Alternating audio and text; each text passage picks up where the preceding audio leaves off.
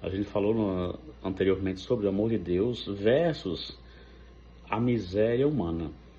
E a gente falava a respeito do que Deus faz, né? E a gente vê que o capítulo de Mateus, ele dá um ensinamento completo para a gente.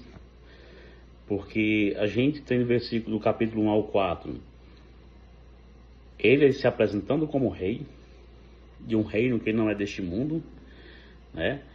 E a gente olhou do capítulo 5 ao capítulo 7 de Mateus, isso na noite anterior. Aí nós falamos a respeito do Jesus, ele esclarece ali o seu propósito, seus princípios, né? Propósitos, princípios, ensinamentos.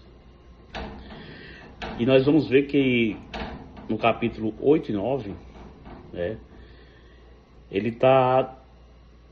Mateus está apresentando agora o poder de Deus, né? Capítulo 8 e 9, ele apresenta o poder de Deus. E a gente viu que essa demonstração, através dessa fé que salva, ele vai, capítulo 7 e 8, aliás, 8 e 9, Mateus, ele está mostrando ali que Jesus demonstrou seu poder sobre as doenças, sobre a natureza, seu poder sobrenatural, né? Sobre o pecado e também sobre a morte. Nós falamos a respeito de 10 pontos, né? Que esses 10 pontos determinavam e mostravam como Jesus operou em todas essas áreas. Nós falamos sobre a cura dos leprosos, né? O servo centurião que foi curado, a sogra de Pedro que também foi curada. A quarta coisa, nós falamos sobre Jesus, ele curando enfermos e cativos, enfermos espiritualmente e enfermos fisicamente, né? Nós sabemos que há sim uma doença espiritual, mas também há doença física. Nós sabemos que há doenças espirituais que trazem consequências físicas também. Doenças emocionais que trazem consequências físicas, como por exemplo, hoje se você for para ver, a ciência comprova e nos mostra que, por exemplo, hoje a pessoa que tem câncer de garganta, câncer de estômago, são pessoas que ficaram por muito tempo guardando rancor ou guardando aquele sentimento ruim, sabe? Quando se dá aquele nó na garganta e dá aquela coisa entalada, como dizem. Então, isso gera problemas físicos, emocional e físico, espiritual.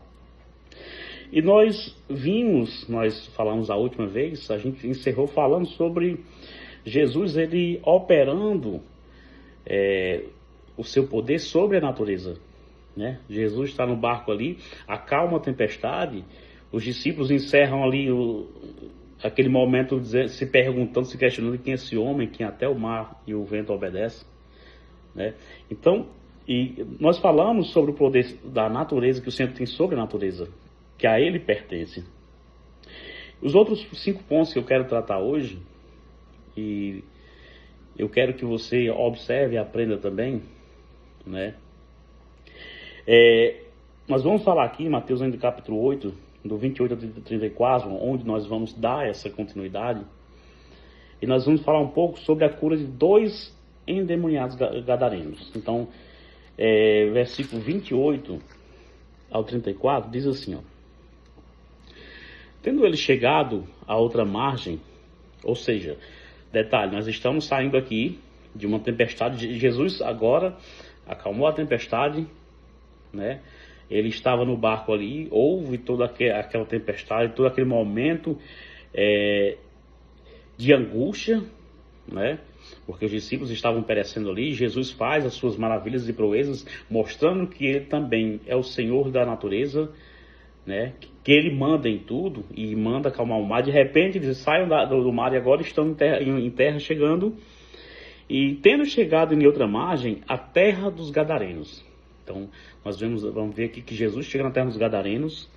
Vieram-lhe ao encontro 2 endemoniados, saindo dentro dos sepulcros, e a tal ponto furiosos que ninguém podia passar por aquele caminho. Ou seja, Jesus está saindo de uma tempestade ali, né? Estão em terra agora, mas ali em Gadara, os gadarenos ali, em Gadara, eles são 2 homens endemoniados, E a Bíblia diz que eles estão ali entre os sepulcros, andando ali por dentro. E ninguém se arriscava a passar naquele caminho. Ninguém se arriscava, né, Carolina? É verdade. Ninguém se arriscava a passar naquele caminho. Sabe por quê? Porque eles tinham medo.